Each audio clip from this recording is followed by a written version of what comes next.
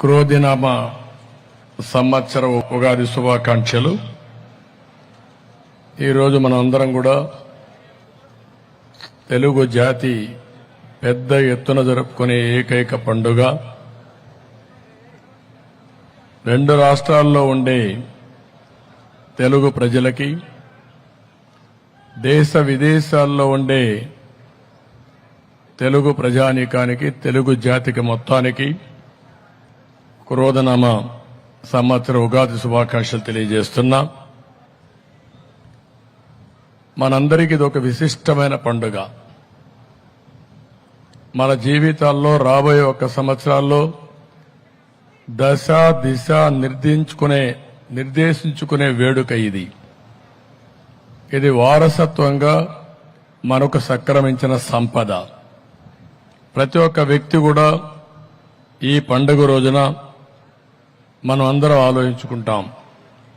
జనవరి 1 తారీఖున మనకు English calendar ప్రకారం న్యూ ఇయర్ వచ్చిన తెలుగు జాతికి నూతన సంవత్సరం ప్రారంభం ఈ రోజే. అది మన సాంప్రదాయం. మన దేశంలో ఇంకొకసారి చూస్తే పండుగలన్నింటికీ ఒక ప్రత్యేకత ఉంది. ప్రకృతికి, కాలానికి సంబంధం ఉంది. ఇది కూడా మనం గుర్తుపెట్టుకోవాల్సిన అవసరం ఉంది.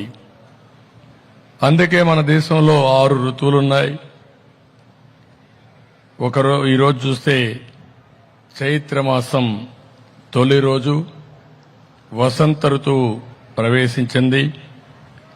చైత్రమాసంలో ప్రజా చైతన్యం కొత్త పుంతలు ఇచ్చి ముందుకు తీసుకుపోతుంది. ఒక నూతనమైన ఉత్సాహాన్ని ఇచ్చే రోజు ఈరోజు.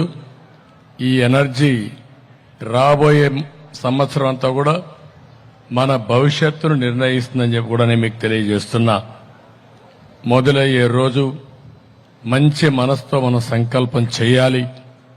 ఆ సంకల్పం మన ఆశల్ని, ఆశయాన్ని, ఉత్సాహాన్ని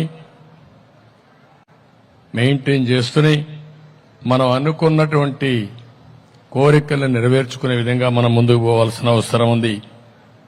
ఈ ఏడాది రాష్ట్రంలో ఉండే ప్రజలందరికీ నేను కోరుకుంటున్నాను, సాధికారత రావాలని. ఏదో ప్రగతి ఒకటే కాదు, ఓవరాల్ ఎంపవర్మెంట్ జరగాలి.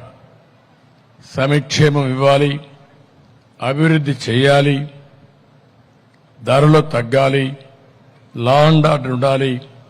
అదే మాదిరిగా ప్రతి ఒక్కరి కృషికి తగిన ఫలితం లభించే పరిస్థితి ఉండాల్సిన అవసరం ఉంది.